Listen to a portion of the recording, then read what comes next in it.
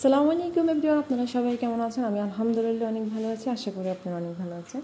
আজকে আমি টমেটো চাটনি করবো। টমেটো চাটনি করার জন্য আমি এখানে টমেটোগুলোকে মাঝখান থেকে ফালি করে নিতেছি।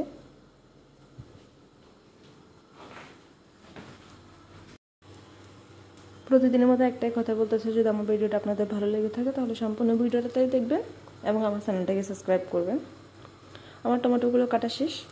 এখন আমি টমেটোগুলোকে ভাজি করে নেব। টমেটো ভাজি করার জন্য আমি এদিকে একটা ফ্রাই প্যান বসিয়ে দিলাম, পরিমাণ মতো একটু তেল দিয়ে দিলাম। এখন টমেটোগুলো আমি দিয়ে দিয়েছি। আমি এখানে একে একে সবগুলো টমেটো দিয়ে দিলাম। এদিকে আমি টমেটো ভর্তা করার জন্য এখানে পেঁয়াজ, শুকনো মরিচ আর লবণ নিয়ে নিলাম। ওগুলো হাত দিয়ে ভালো করে কষলে নেব।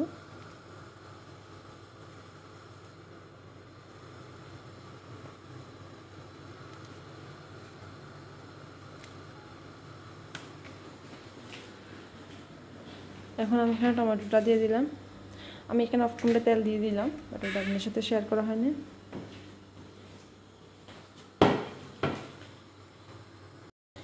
এখন আমার টমেটো ভর্তা করা শেষ। এখন আমি একটা বাটিতে নিয়ে নেব। দেখতে কেমন হচ্ছে অবশ্যই কেমন করে জানাবেন, এবং আপনারা বাসায় ট্রাই করতে পারবেন। আশা করি আপনাদেরও ভালো লাগবে।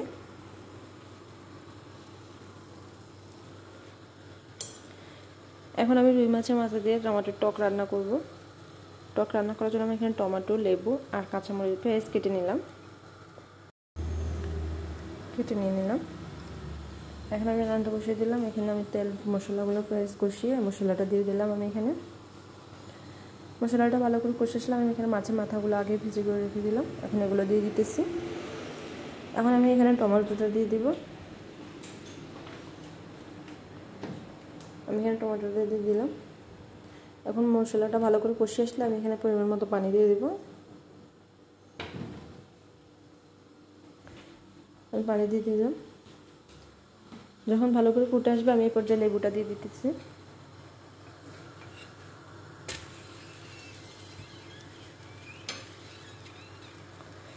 আমি এখানে একটা লেবু দিয়ে দিলাম।